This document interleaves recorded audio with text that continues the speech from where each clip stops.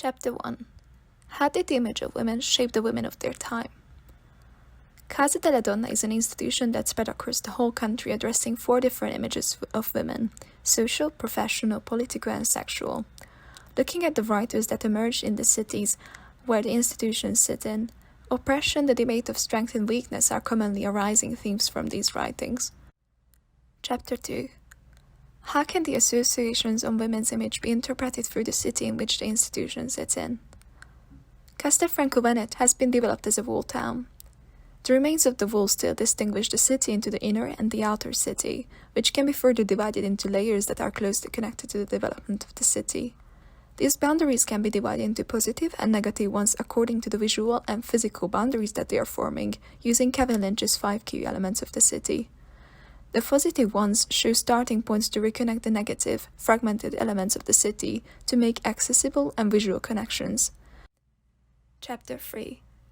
How can the new image of the city become the new image of women? In response to the visual and physical boundaries, transparency and permeability can be investigated through the concept of the fold. The horizontal fold can be seen as a permeable form, acting as a cavern and as an effective machine. The vertical fold can be looked at as a transparent form and seen as an event and as a threshold. Chapter 5. How can the series of interventions accommodate for the professional empowerment of women and girls? The series of interventions can be seen as a circular economy, where each newly established institution built on generations of women's work and achievement. These promote the creation of social learning processes, where the younger generations learn from the older ones. A variety of events that the institution can accommodate for was established. This was translated into a study on the number of women that can be employed to each individual institution. Point D. The museum comes as a key moment in the professional empowerment of women, accommodating for a workshop that renews the exhibition space each month, bringing a series of events to the museum for a weekend of each month. Chapter 6. How can the museum reconnect the negative boundary of the northwest greenery to the gate in the wall defined as a positive boundary?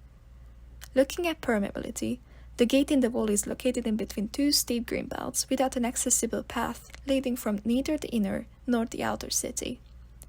The creation of a path from the outer city would link the west access point through the bridge, the restaurant, and can provide the potential for the north area to be explored. The path in the inner city would provide a public space in the currently privately owned courtyard that are gated at 2 points, in the east and in the south. Observing the city through conceptual transparency, the layers of the city show that the gate is the only source of connection that needs to be preserved. Chapter 7.